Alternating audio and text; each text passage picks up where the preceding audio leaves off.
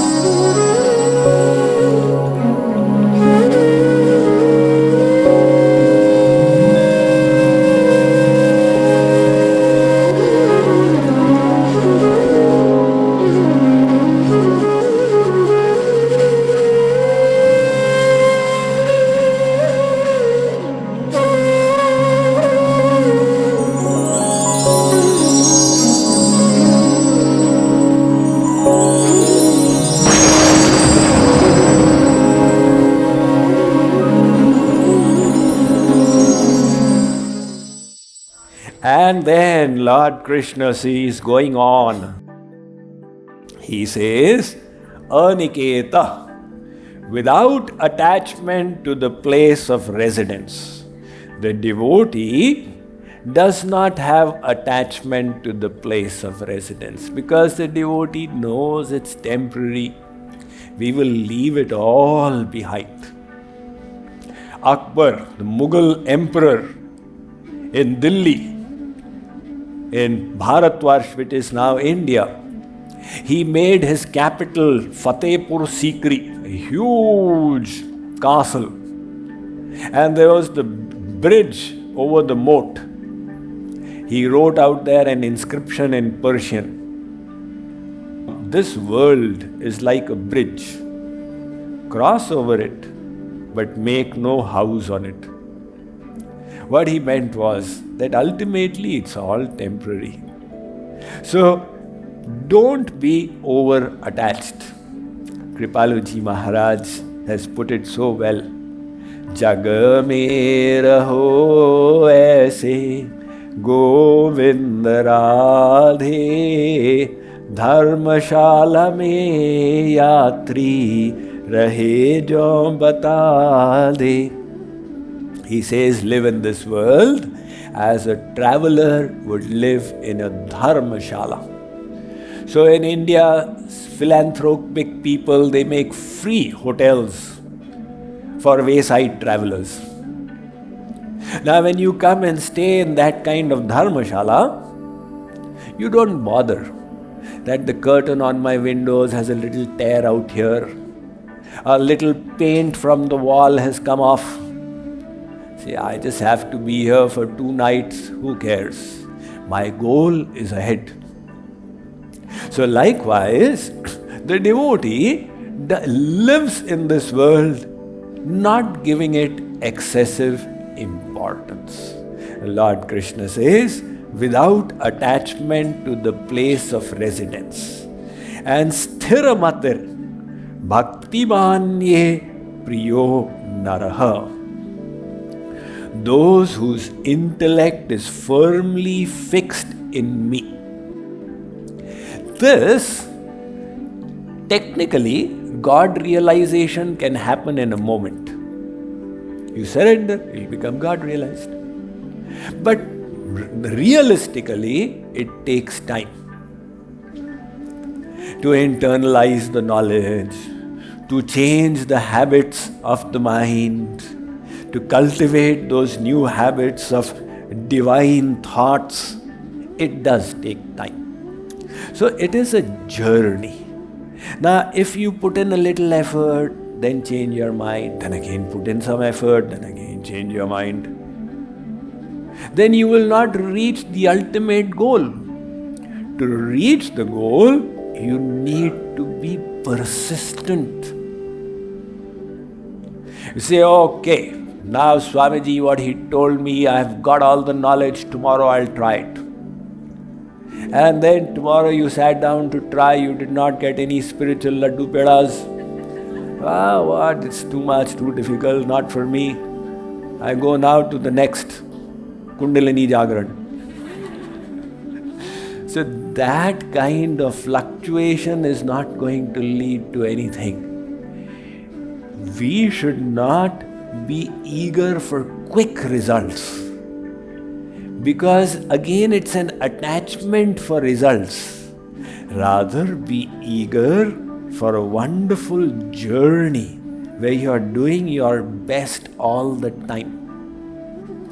One elephant and one dog, they got pregnant at the same time. After the 3 months, the dog had those litter of puppies, 6 of them, wonderful little creatures. And the elephant had no child. After 6 months, the dog was pregnant again. And again after 3 months, it had a litter of puppies. This cycle repeated itself for 2 years. And baby elephant was still not out.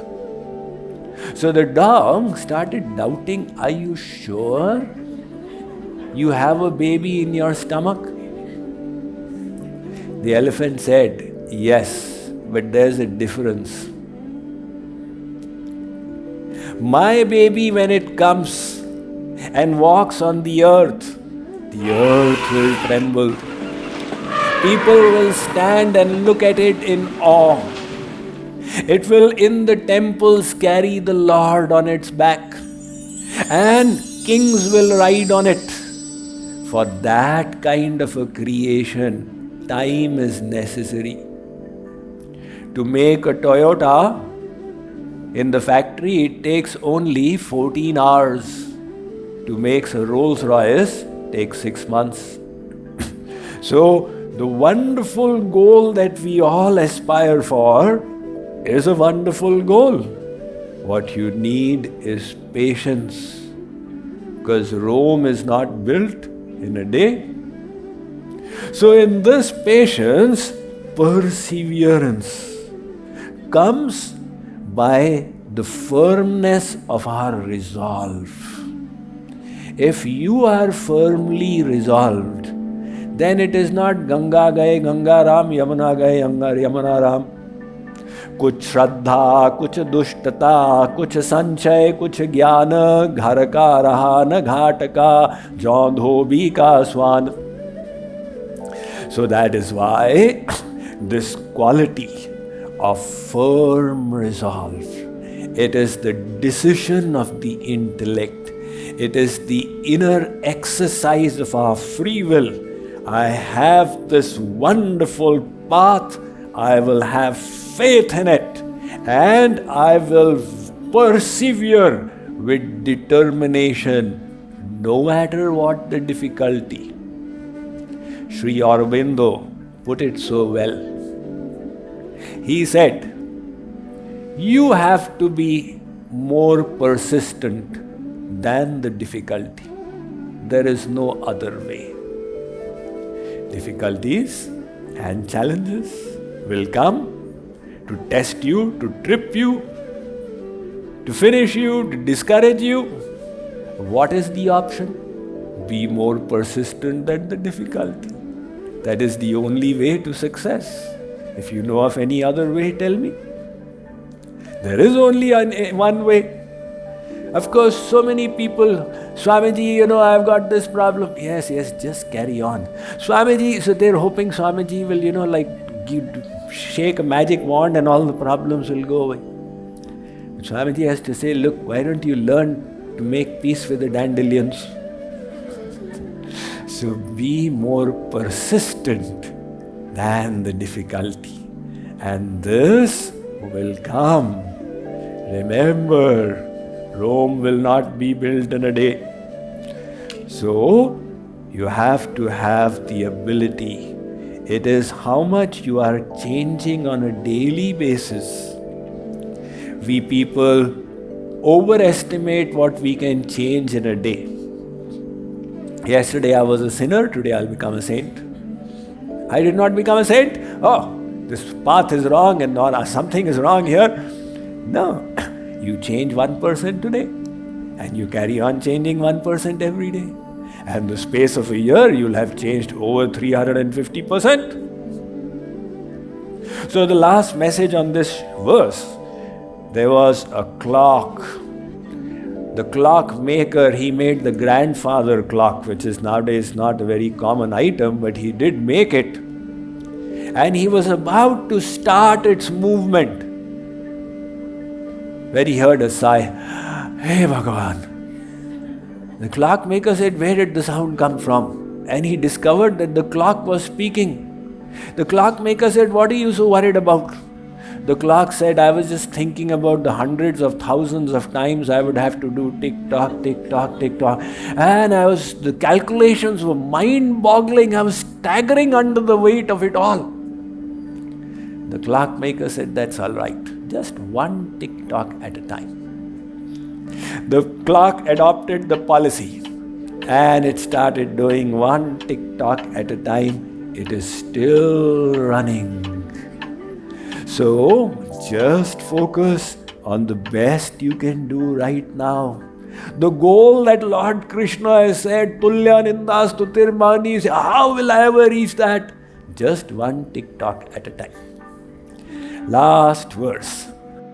Ye tu dharmyamritamidam yathoktam paryupasate shraddadhanam mat parama bhaktaste tiva me priya. Translation: those who honor this nectar of wisdom declared here have faith in me and are devoted and intent on me as the supreme goal. They are exceedingly dear to me. The chapter began from this point where Arjun asked Krishna that who do you consider best? Worship of the formless or the personal form? And Lord Krishna explained that worship of the personal form gives the closest realization. It is an easy path. I consider that the best. And then he gave options. If you can't absorb your mind completely, then you do this, or you do this, or you do this, or this, and this. And then he explained the qualities of his devotees who are very dear to him. Now he concludes. So everybody has a style. Lord Krishna also has his style. Like I may have some style which I am unaware of, you must be aware. Swamiji keeps doing this. So Lord Krishna's style is, he speaks a few verses, then he summarizes. So every 6-7 verses he summarizes. Then at the end of the chapter he summarizes. So he is now giving the summary that those who treat this message like nectar, who have faith, the firm resolve, who are devoted, who keep me as the goal, the supreme goal, O Arjun, they are the ones whom I consider the best. So we have now got all this knowledge. It is now up to us. To what extent we implement it in our lives. So if we don't, then we cannot blame God. Oh God, I didn't know what was to be done. God says, you went to the JKYog retreat. You know very well what was to be done. No excuses. So, our work now is to apply all of this. Go into silent contemplation on a daily basis. This is your daily sadhana.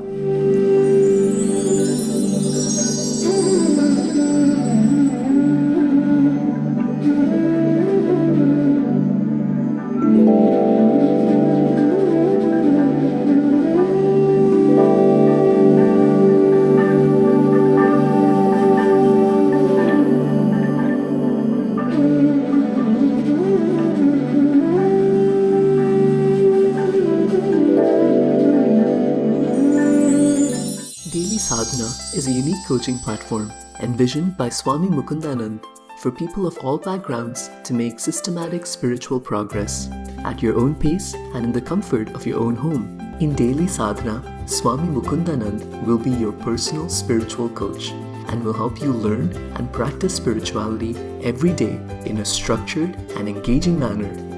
If we could transform ourselves just 1% every day, after a few months, we would have changed ourselves 100%. Daily Sadhana offers beautifully designed online courses where the timeless Vedic philosophy is systematically organized into daily lessons.